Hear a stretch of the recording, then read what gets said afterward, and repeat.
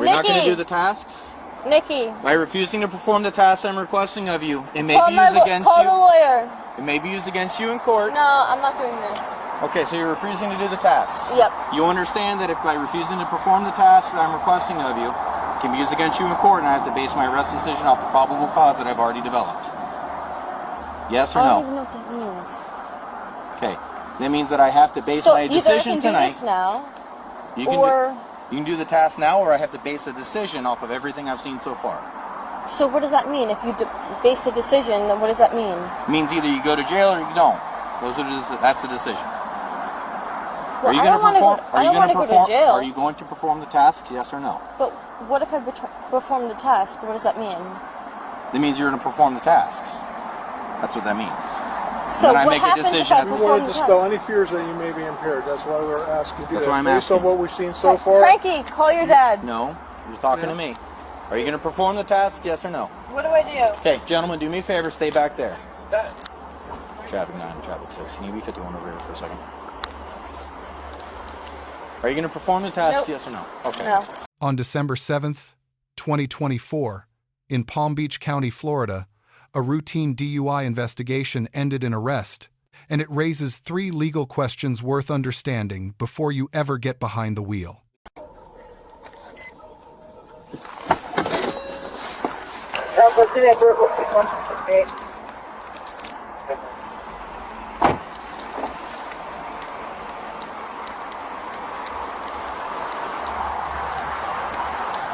Corporal Blaster, how are you, sir?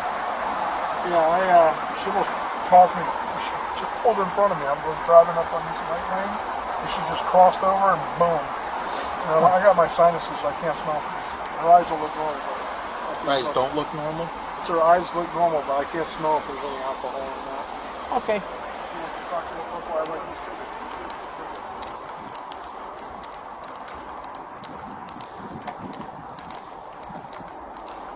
Hi there. Hi, how are you? I'm good. I got stopped by one of the most senior deputies in the world. What happened? Of course. I'm not from here. I'm from New York. It was really just an indecisive decision. Yeah, no, he told me to turn and I turned. I told her to turn. Our grandmother's house was a complete other way, and she just switched lanes too quick. I made her nervous, and that's my fault. I gotcha. Okay. But we don't have our insurance. I don't have my registrar right This here. is her mother's car, and her father took it to a warehouse and took all the stuff out of it. So I hope My mom that's passed okay. away. This is my mom's car, basically. My dad, he doesn't have the registrar with me. The what? The registration. Oh, okay. Yeah. Where are we coming from tonight? Palm Beach Polo Club. Palm Beach Polo Club? Okay. Now, I'm getting some strong odors of alcohol coming from the vehicle. You have anything to drink tonight? No. No? Did you have anything to drink tonight? No, sir. So why am I getting these odors coming from the vehicle? I'm also taking Okay. Okay. Young lady, do you mind stepping out of the vehicle for me, please?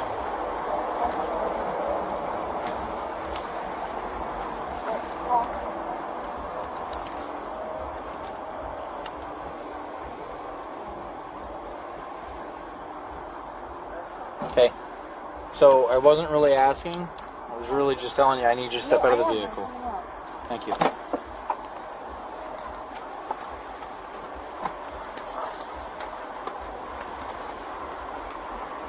Just come on over here for me.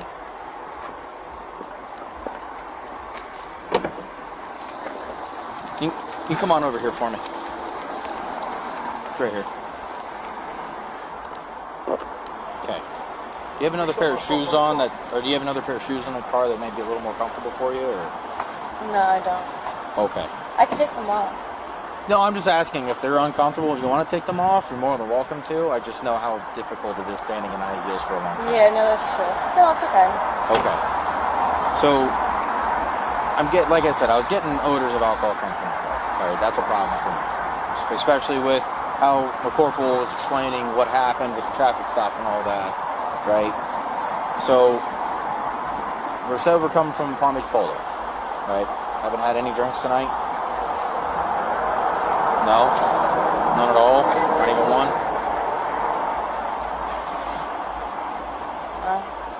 No? Okay.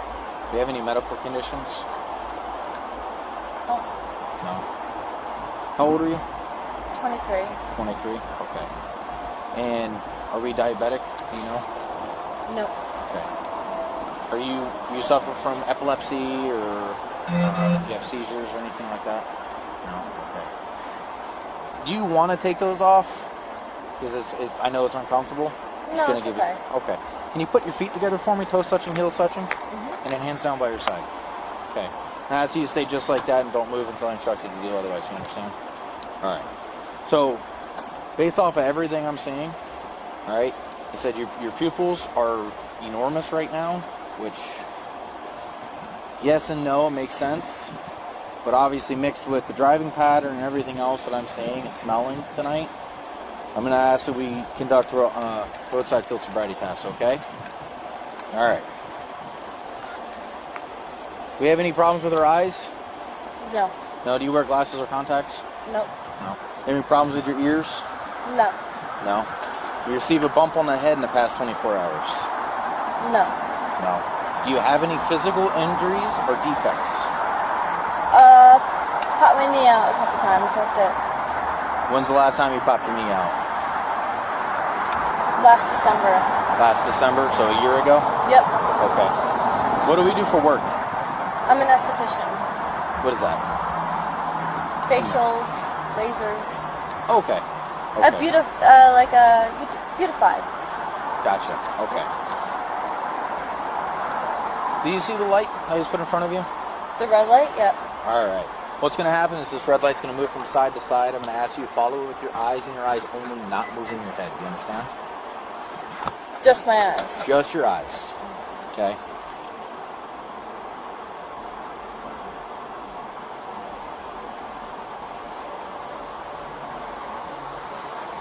Don't move your head.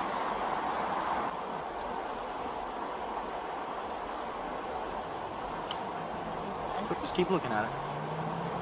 I know it seems like a long, silly process, but there's a reason for it, okay? No, I know there is, I know.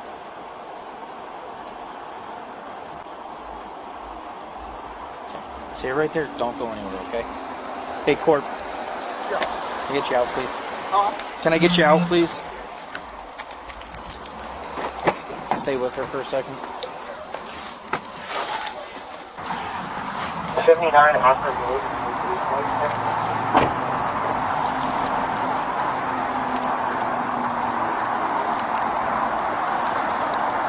Alright, so this next task is going to require some walking and balancing. Stay right there for me. Or can I have you over here for a second? Again, I'm going to offer you the opportunity to make it more comfortable for yourself if you want to take those boots off, okay? Or do you feel comfortable that you can walk over there? Stay over there. Stay over there.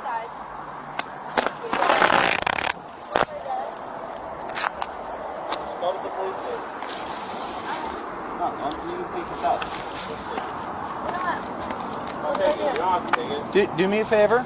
Either return to the vehicle. Okay, yeah, I'll return. Thank you. You heard me.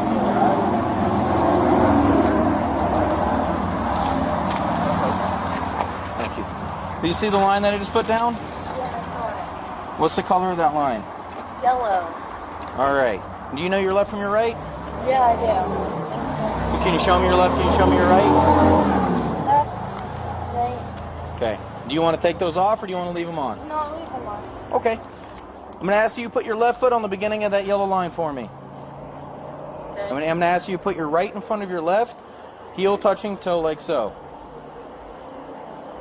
And then hands down by your side. Okay, I'm going to ask you to remain in that position throughout the instructions and demonstration and do not begin the task until I instruct you to do so. Well, we're not talking to anybody right now. We're not going to do the tasks.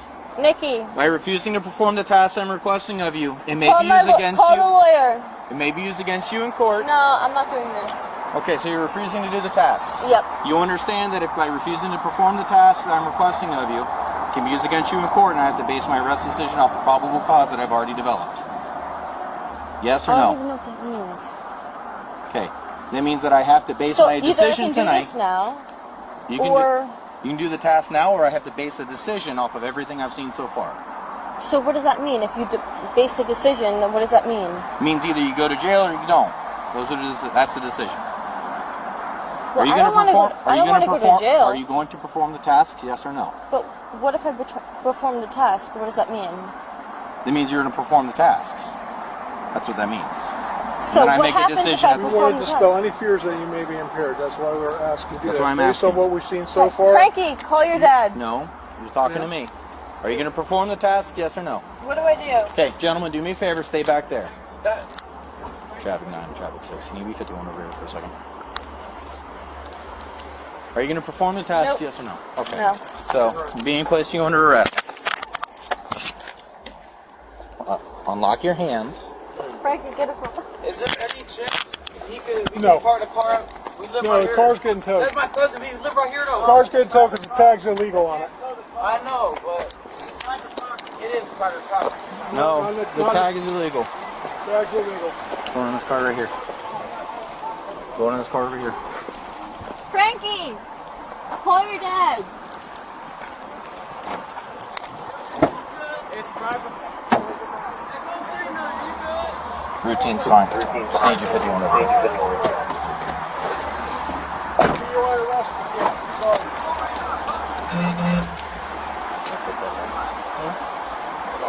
The traffic stop itself was airtight. The Fourth Amendment requires only reasonable, articulable suspicion to initiate a stop, and an observed unsafe lane change clears that bar without question under established Florida case law. Once the stop was underway, the officer detected a strong odor of alcohol, observed significant pupil dilation, and had the benefit of the initiating officer's account of erratic driving. That combination matters enormously under Illinois v. Gates. In Illinois v. Gates, 462 U.S. 213, decided in 1983, the Supreme Court established that probable cause is evaluated on a totality of the circumstances. No single factor controls. The combination of factors does. When the officer asked the driver to step out, that too was constitutionally valid. Under Pennsylvania v. Mimms, 434 U.S. 106, officers conducting a lawful stop may order any occupant from the vehicle, period. No additional justification required. The officer then administered the horizontal gaze nystagmus test, the first of 3 field sobriety evaluations standardized by the National Highway Traffic Safety Administration. HGN measures involuntary eye movement that the subject cannot control or fake. When it came time for the walk and turn test, the driver refused. And here is where a lot of people get the law badly wrong. Refusing a field sobriety test is not the same as exercising your Fifth Amendment right to silence. Not even close. The Supreme Court addressed this directly in Schmerber v. California, 384 U.S. 757, decided in 1966. The court held that field sobriety tests are physical, not testimonial. The Fifth Amendment protects compelled, self-incriminating statements, not physical demonstrations. What that means in practice is this: a driver who refuses a field sobriety test cannot later tell a jury they were protecting their constitutional rights, because they were not. They were simply refusing to cooperate, and Florida courts allow that refusal to be introduced as evidence of consciousness of guilt. Florida Statute Section 3, 16.193. defines driving under the influence as operating a vehicle while normal faculties are impaired by alcohol or a controlled substance. The statute does not require a breathalyzer result. Impairment can be proven through officer observation alone. Separately, there is Florida's Implied Consent Law, codified at Florida Statute Section 3, 16.1932. This applies specifically to chemical tests, meaning breath, blood, or urine, administered after a lawful DUI arrest. It is a separate legal framework from field sobriety tests entirely. Refusing a chemical test after arrest under implied consent carries an automatic administrative license suspension of 1 year under Florida Statute Section 3, 22.2615. That is a consequence that runs parallel to any criminal case, separate from what a judge decides. The vehicle was also ordered towed, and the officer cited an illegal license plate as the basis. Under Florida Statute Section 3, 16.610, a vehicle bearing a fraudulent, mismatched, or otherwise illegal tag may be lawfully impounded. That call appears supported by statute. Now, let's talk grades. Corporal Blaster, the initiating officer, receives an A-. He correctly identified and articulated the driving behavior that justified the stop. He was transparent about his own sensory limitation, noting he could not smell due to a sinus condition, rather than overstating his observations. The investigating officer receives a B+. His pre-test medical screening was thorough.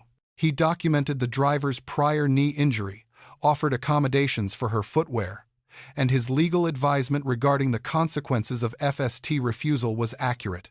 His conduct under pressure was professional throughout. The driver receives a C+. She had the legal right to refuse the field sobriety test, and she exercised it. But the manner in which she refused, wavering, negotiating, bringing in bystanders, eliminated any opportunity to demonstrate sobriety and maximize the evidentiary harm to her own case. Every encounter like this one carries lessons that go beyond the specific case. Before we get to those lessons, understand that what you are about to hear is not advice for how to avoid accountability. It is an honest breakdown of how the law actually works and why knowing it matters. Lesson 1. A traffic stop becomes a DUI investigation the moment an officer detects an odor of alcohol. At that point, the legal framework shifts entirely. Everything you say and do becomes part of a probable cause calculation that the officer is actively building in real time. Lesson 2. Refusing a field sobriety test is a legal right, but it is not a free move. Florida courts treat that refusal as circumstantial evidence of impairment. If you refuse, expect that decision to be used against you in any subsequent prosecution. Lesson 3. Implied consent and field sobriety tests are two separate legal systems. One governs roadside tests. The other governs chemical testing after arrest. Confusing the two can lead to decisions that carry consequences far greater than the original charge. Lesson 4. Third parties at a scene, whether friends, family, or bystanders, cannot legally intervene in an active investigation. Their presence often escalates tension, distracts the subject from making clear-headed decisions, and gives officers additional grounds to expand the scene perimeter. Lesson 5. If you have a physical injury that could affect your performance on a balance or coordination test, disclose it immediately before the test begins. That disclosure creates a record. Without it, poor performance on the test reads as impairment, not injury. The outcome of this case remains unknown at the time of this analysis. But the legal framework that governed every decision made during those 9 minutes is not ambiguous. The stop was valid. The investigation was procedurally sound, and the arrest was supported by documented probable cause. If you found this analysis useful, subscribe to our channel. We break down real bodycam footage using actual law, not opinion, not outrage, just the legal standards that determine whether what you saw was right, wrong, or somewhere in between.